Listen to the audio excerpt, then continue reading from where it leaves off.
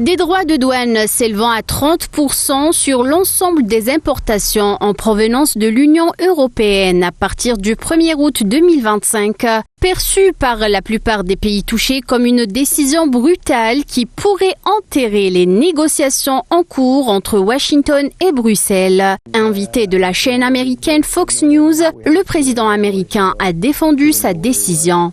Le potentiel de ce pays est incroyable. Il a été géré de manière tellement stupide et certains pays sont très mécontents aujourd'hui, car ils nous exploitent depuis 30 ou 40 ans et j'ai fait en sorte que cela cesse. Cet arrêt était en cours quand le Covid est arrivé dans la dernière partie de mon mandat. Nous avions l'économie la plus forte de l'histoire de notre pays et je prédis que la situation s'améliorera. L'argent qui rentre, les droits de douane qui s'élèvent à des centaines de milliards de dollars, ça afflue.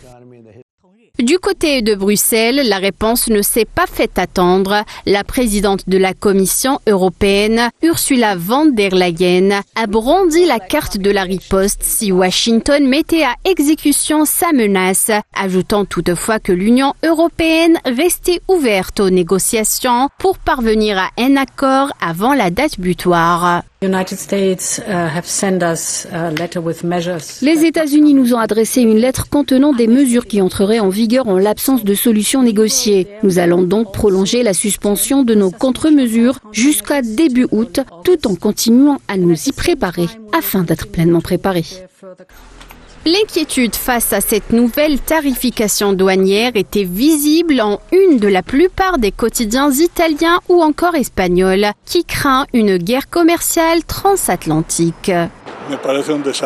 Je pense que c'est un désastre. Ce type est stupide et désorienté, il a détruit son pays. Il n'y a jamais eu de président aussi mauvais que Trump. Et il joue un jeu incroyable avec les impôts au niveau international. J'ai l'impression que Trump prend des décisions unilatéralement, tout seul. Cela affecte non seulement l'Europe, mais le monde entier. Cela nous affectera bientôt, oui. Si l'Union européenne s'est jusqu'à présent abstenue de riposter, 2 paquets de contre-mesures pourraient toucher 93 milliards d'euros de biens américains sur le sol européen.